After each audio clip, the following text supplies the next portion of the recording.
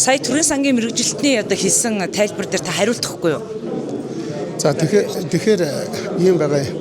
Манайх бол үндсэндээ айл дөрх аж ахуй нэгж төсөвт байгууллагуудыг бүгднийг дулаанаар хангаж байна шүү дээ. Тэгэхээр одоо бол үндсэндээ айл дөрхийн хэмжээ 3300 орчим айл дөрхийг дулаанаар хангаж байна. Айл дөрхийн хэмжээ үндсэндээ дулааны тариф нь нэмэгдээг байгаа. Өөрөөр хэлбэл метр квадрат талбайг нөөтөд өнгөрөө 880 төгрөгөөр үндсэндээ хангаж байна.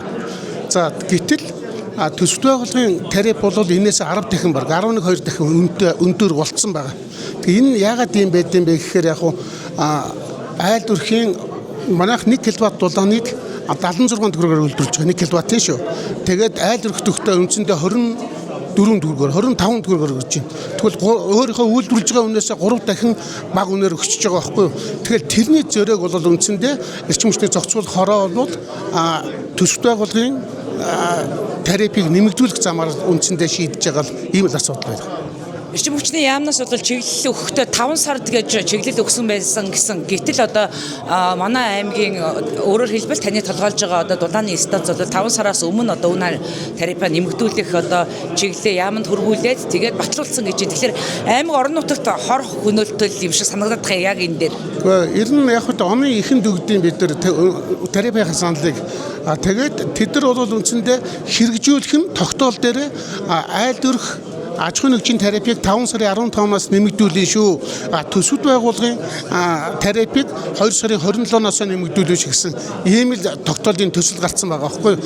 Тэгээд сая нэг айл дөрхийн тарифыг нэмэгдүүлэх гэсэн чинь засгийн газраас энийг бол 26 оны 1 сарын 1-ээс нэмэгдүүлээ одоо болъё гэдэг ийм шийдвэр өгөөл үндсэндээ зогссон байгаа байхгүй юу. Харин 26 оноос нэмэгдүүлэх юмыг та төрүүлээд батлуулаад одоо эн чинь хэрэгжээд явж штэ. Хэрэгжээд явах гэж штэ. Гэхдээ айл дөрхийн чинь тариф аж ахуй нэгжийн тариф нэмэгдээгүй хэрэгжээгүй байгаа.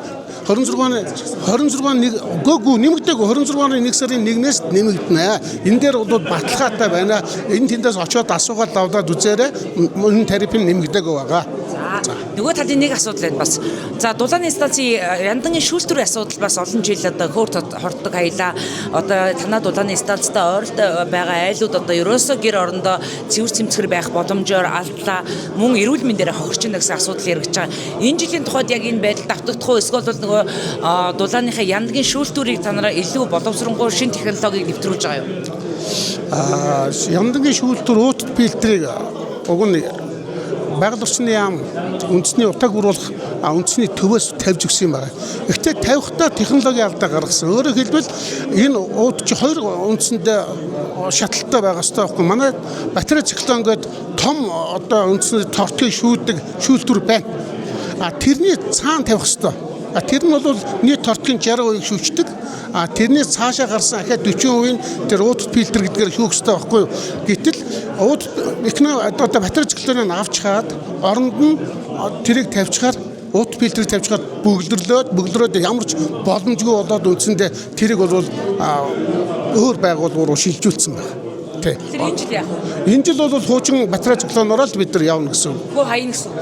Хөө бол хаягдл байна л гэсэн үгтэй. Энийг хизээ засаж залруулах боломжтой бий. Энэ бол эдийн боломжтой болонгууд нь бид бүхэн эрчим хүчний яамнда асуудлыг тавьж бид бүхэн шийднэ л гэсэн юм л бодлоо.